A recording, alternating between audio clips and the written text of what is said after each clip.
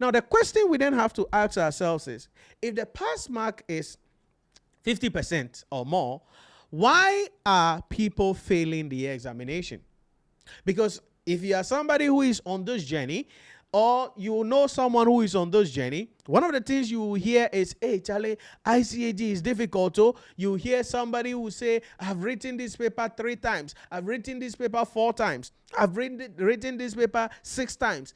Why is it challenging sometimes for people to not pass the ICAG examination? Why is that the case sometimes?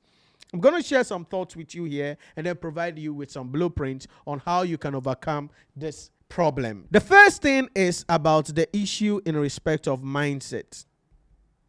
And that is a starting point if you're a follower of my work, as always. You see, this is a professional examination, not your first degree or your MBA or PhD. In your first degree, your HND, your MBA, your PhD, you were graded every semester, you did assignments, you did project work, and all of those things. And then you wrote an end of semester examination, then you got your GPA and you graduated. In ICAG, that is not how the game is going to be. You need to sit down 3 hours, and within 3 hours, your destiny is decided. Literally. So the first thing is about mindset. What does that mean? It means that the way you studied for your HND, your first degree, your MBA, or even your PhD, if you are doing a doctoral degree or something like that, will be different from the way you study for the ICAG. Some of you can attest to this, that MBA, HND, those things, yeah, you can have somebody do your thesis for you, you can have somebody do your assignment for you, and all of those things.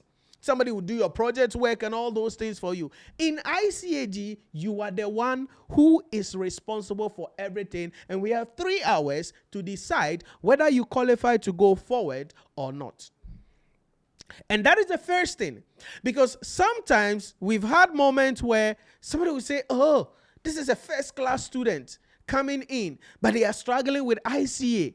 Yes, because you got your first class because it was spread over 4 years, and you did a lot of work to get that first class.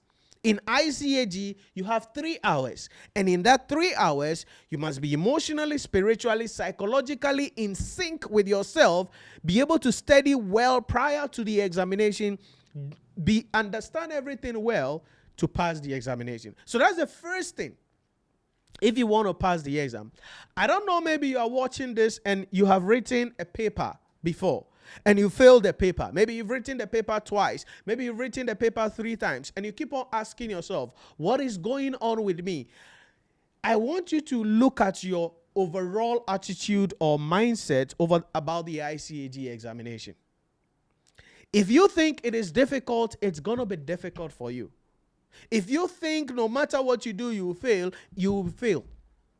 If you think, oh, ICAs, I'm there, Charlie, you just have to be right, you just have to be right, you don't know which examination that you will pass. People will say, oh, you have to keep writing, because you don't know which examination that you will pass. No. If you keep doing the same thing over and over again, in the same manner, but expecting different results, it means you are not wise. That's the thing. So you cannot be doing the same thing over and over again, using the same approach, but expect different results. What does that mean?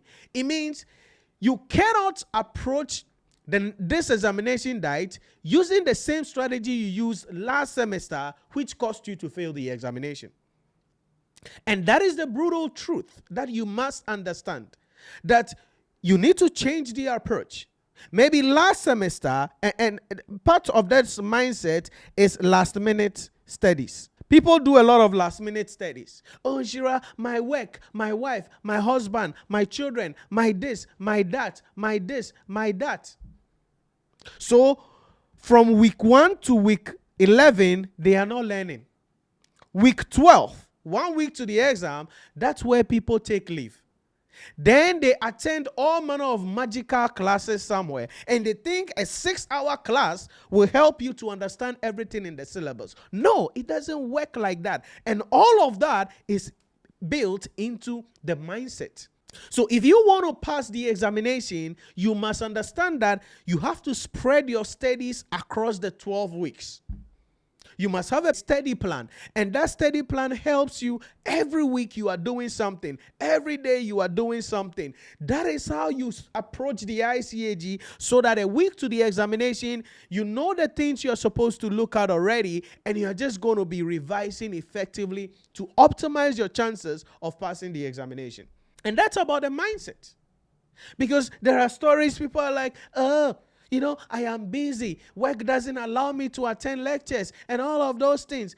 Then you write the exam and you fail. You write the exam, you fail. You will not study a week to the examination, then you take leave from work, then you go and write the exam. How do you expect to pass the exam with that attitude? It's not possible. You cannot pass the exam with that attitude. So that's the first reason. What does this mean to you? It means going into 2026, you must build your mindset to understand that this is a professional qualification examination, number one. Number two, the way you approach your HND, your first degree, your MBA, your PhD, that strategy cannot work in the ICAG. Number three, understand that you have 3 hours on the exam date, and in that 3 hours, you need to be emotionally, spiritually, and psychologically in sync to be able to handle that 3 hours excellently to pass the examination. And understand that you must spread your studies across the 12 weeks. You cannot sit down 11 weeks, do nothing, a week to the examination, take leave from your workplace, and think that magically you can pass the examination because you attended a 6-hour class somewhere. No, it's not going to happen. And people don't mind. They can pay. Sometimes I sit down, I'm like, are you serious right now? They don't mind. They can pay 500 Ghana cedis, 600 Ghana cedis for a 6-hour class or a 12-hour class. What are you smoking? You think that is how people pass the examination? No. If you have not been studying from week 1 and you took leave and you think a 6-hour class or 12-hour class will help you to pass the examination, congratulations, because you have failed. And the funny part is that some of you have done this. You know your problem, that you don't study. Yes, you are busy, but schedule yourself well. You are busy, find time to study.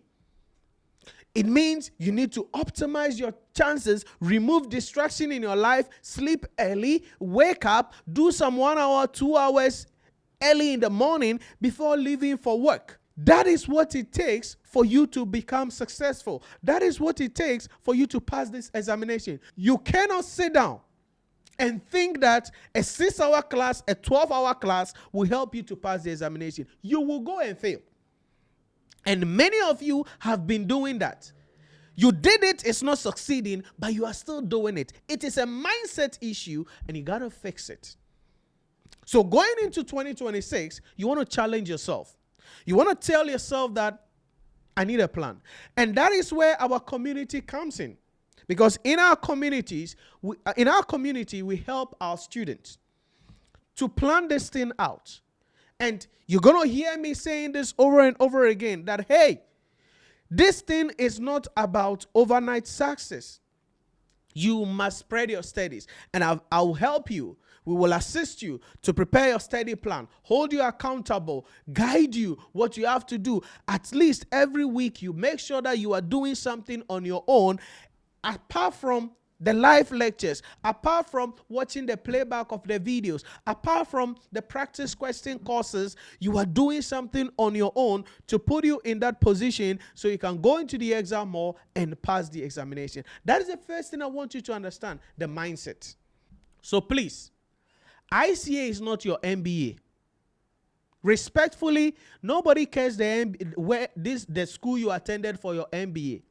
If you come to ICA with the same attitude you used to get your MBA program, then ICA will be a long journey for you. But if you come to the ICA to understand that this is a professional qualification examination, the levels are different here, the rules of the game are different here, then that will help you to go into the exam hall and ultimately pass the examination. So that is the first thing you have to fix, because that is the first problem of many people.